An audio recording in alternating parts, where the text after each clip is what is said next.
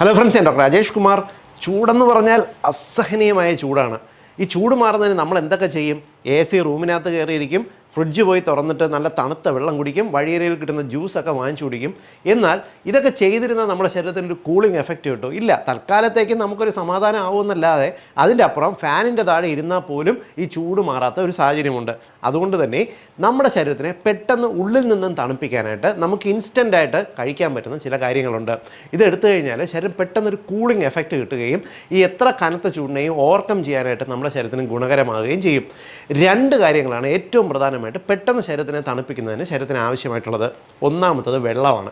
വെള്ളം എത്രത്തോളം നമ്മുടെ ശരീരത്തിലെത്തുമോ അത്രത്തോളം നമ്മുടെ ശരീരത്തിൻ്റെ കൂളിംഗ് സിസ്റ്റം, നമ്മുടെ തെർമോസ്റ്റാറ്റ് നന്നായിട്ട് വർക്ക് ചെയ്യും. രണ്ടാമത്തത്, നമുക്ക് ശരീരത്തിലേക്ക് എത്തുന്ന തണുപ്പിക്കുന്ന ചില മിനറൽസ് ഉണ്ട്. പ്രധാനമായിട്ടും പൊട്ടാസ്യം, ചെറിയ അളവിൽ സോഡിയം, സിങ്ക്, അതേപോലെ മെഗ്നീഷ്യം, ഫോസ്ഫറസ് പോലുള്ള പല ഘടകങ്ങളും നമ്മുടെ ശരീരത്തിലേക്ക് എത്തിക്കഴിഞ്ഞാൽ നമുക്ക് പെട്ടെന്ന് തന്നെ ശരീരത്തിൻ്റെ കൂളിംഗ് എഫക്റ്റ് കിട്ടാനായിട്ട് സഹായിക്കും. ഈ ഒരു രീതിക്ക് പെട്ടെന്ന് ശരീരത്തിനെ തണുപ്പിക്കുന്ന ചില കൂളിംഗ് ഫുഡ്സ് നിങ്ങൾക്ക് പരിചയപ്പെടുത്താം. ഇത് എല്ലാവർക്കും വേണ്ടി ഇപ്പോഴത്തെ സീസണിലൊന്ന് ഷെയർ ചെയ്യുക. എല്ലാവരും ഒന്ന് അറിഞ്ഞിരിക്കേണ്ട കാര്യമാണിത്.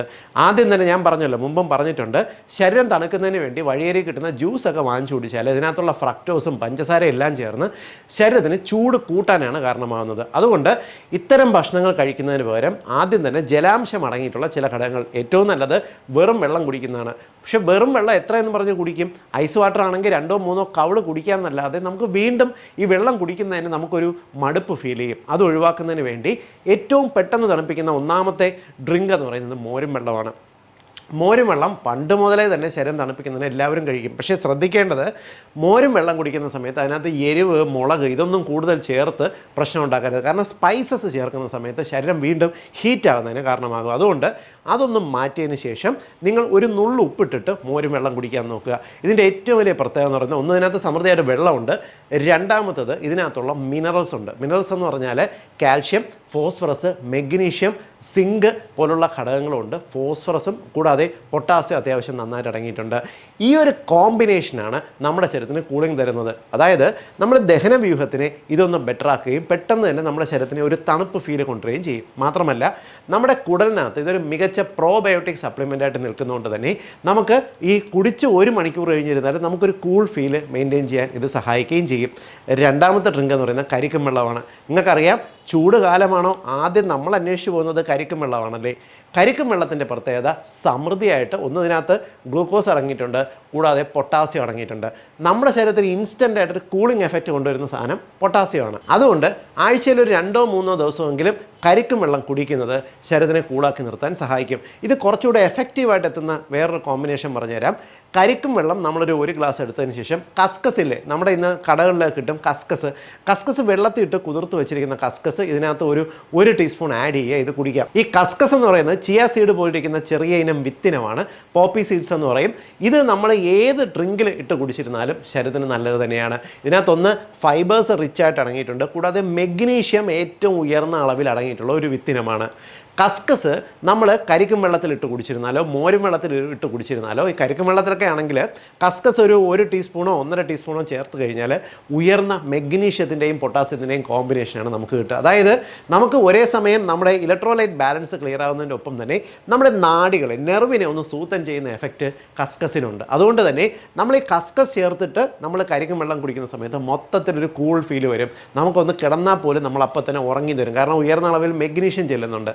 ഇങ്ങനെ ഈ ഒരു കോമ്പിനേഷൻ, നമ്മളിപ്പോൾ ഏത് വെള്ളം കുടിക്കുമ്പോഴും അതിനകത്ത് 1-1.5 ടീസ്പൂൺ കസ്കസ് ഇട്ട് കുടിക്കുന്നത് ഈ മെഗ്നീഷ്യത്തിൻ്റെ എഫക്റ്റ് നമുക്ക് നാഡികളെ, നെർവ്സിനെ നമുക്ക് സൂത്തൻ ചെയ്യാൻ സഹായിക്കും. പലപ്പോഴും നമുക്ക് നാഡികളൊക്കെ വലിഞ്ഞ് മുറുകി ഇറിറ്റേഷൻ ഉണ്ടാകുന്ന സമയത്ത് കസ്കസ് ചേർത്ത് കുടിച്ചു കഴിഞ്ഞാലാണ് പെട്ടെന്ന് നമുക്കൊരു ക്ഷീണമൊക്കെ മാറ്റാനായിട്ട് സഹായിക്കുന്നത്.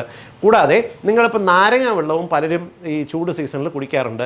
നാരങ്ങ വെള്ളം കുടിക്കുന്ന സമയത്ത് ശ്രദ്ധിക്കേണ്ട കാര്യം, പലരും ചെയ്യുന്നത് ചൂടല്ലേ പോരട്ടെ എന്ന് പറഞ്ഞ് ഒരു ഫുൾ നാരങ്ങയൊക്കെ പിഴിയാറുണ്ട്. ചെയ്യരുത്.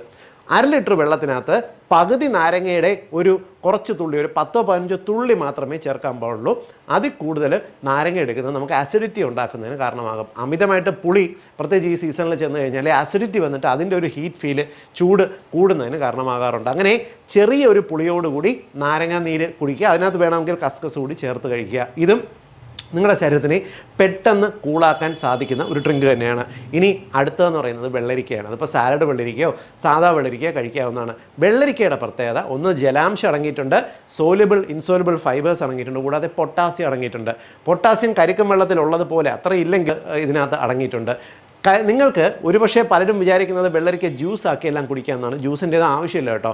നിങ്ങളത് ചവച്ച് കഴിച്ചാൽ തന്നെ ശരീരത്തിന് ഏറെ ഗുണകരമാണ്. ജോലി ചെയ്യുന്ന സമയത്തായിക്കോട്ടെ, ഇല്ലെങ്കിൽ ഓഫീസിലിരിക്കുന്ന സമയത്തോ വീട്ടിലിരിക്കുന്ന സമയത്തോ എല്ലാം തന്നെ വെള്ളരിക്ക ചവച്ച് കഴിക്കുക.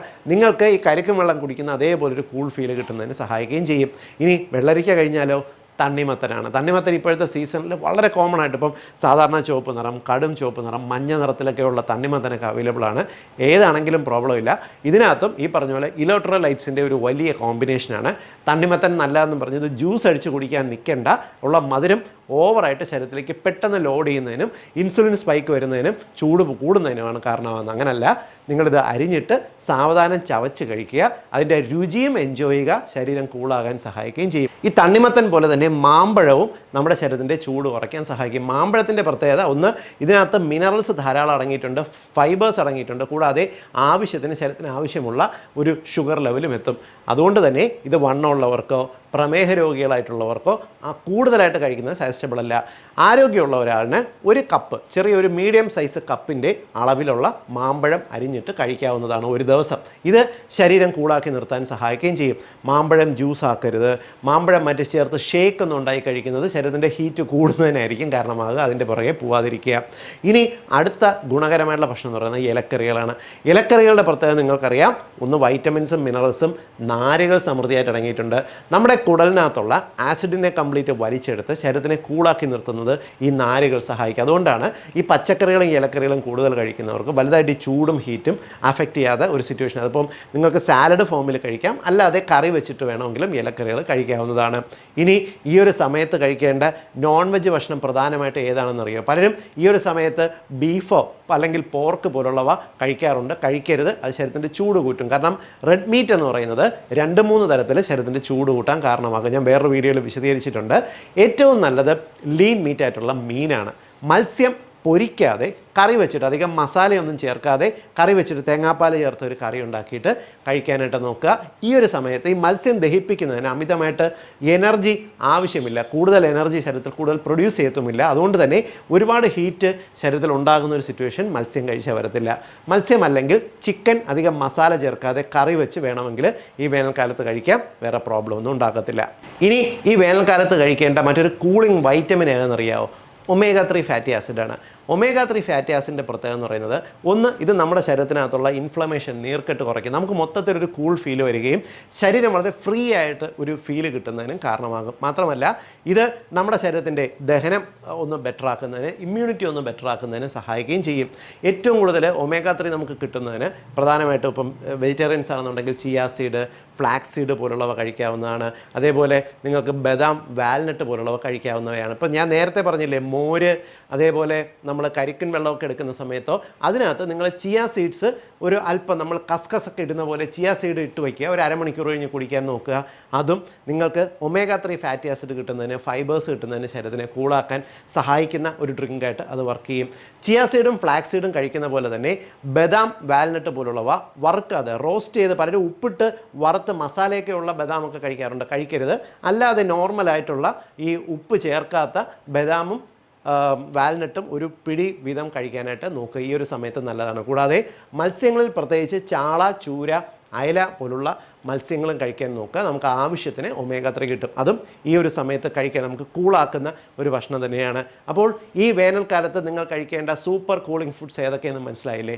എല്ലാ കുടുംബത്തിൻ്റെ അറിവിലേക്കായിട്ട് ഷെയർ ചെയ്യുക. ഡെഫിനറ്റ്ലി ഈ ഒരു സമയത്ത് എല്ലാവർക്കും ഉപകാരപ്പെടും. വീണ്ടും മറ്റൊരു അവസരത്തിൽ മറ്റൊരു വിഷയമായി കണ്ടുമുട്ടാം. ബൈ.